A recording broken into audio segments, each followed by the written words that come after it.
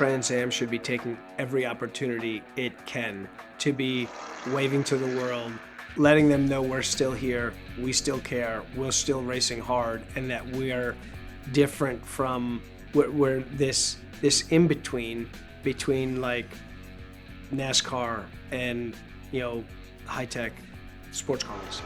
On the TA2 side, it's the only full-time stock car road racing championship in North America.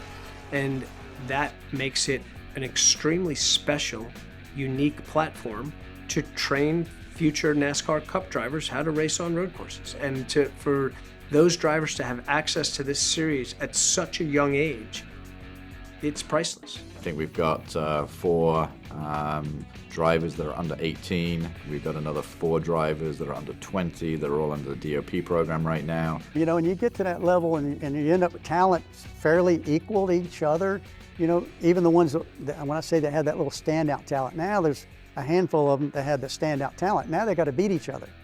Yeah, racing's so challenging. It's a fight against your competitors and it's a fight against yourself.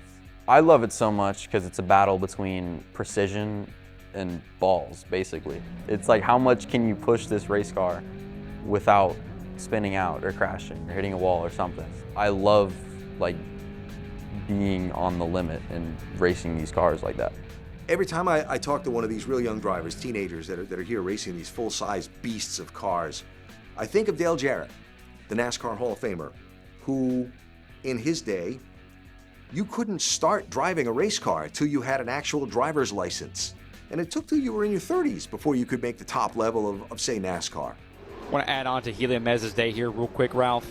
Carson Quaffle last year had the track record at a 2:10.459. His best time, a 2:10 flat. Blew it out.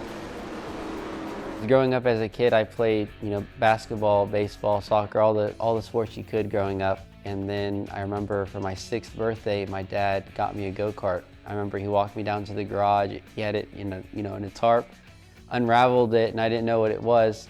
And then I remember he pushed me up and down the parking lot. Didn't even start the motor, and I was just, you know, in awe with this machine.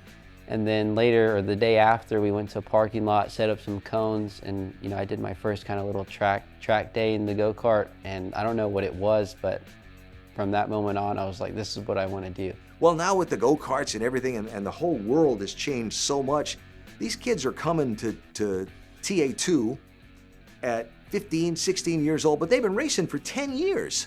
I feel like I've grown up so quick. I feel like racing has made me be older than I actually am. I'm 19 years old, but sometimes I'm like, I feel like I'm 25. I feel like just racing ages you so quickly, especially when you're in it for so long. And I've been in it for 9 years now, and I just feel like it's aged me. It's made me be older. It's made me do things that I'm uncomfortable with. It's made me go out and have to shake sponsors' hands of people I've never met before, and just speak to so many different people. So it's really crazy what kind of sport we do and how different it is from the typical sport.